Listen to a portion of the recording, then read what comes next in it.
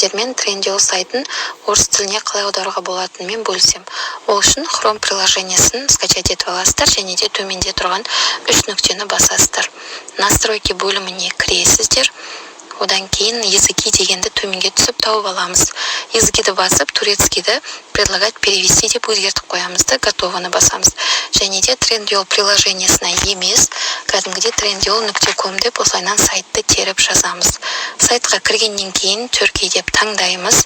Және де автоматтық түрде біздің осы сайтқа кіргеннен кейін жоғарыдан турецкий, русский деген жазу шығады, соны перевести деп басамыз.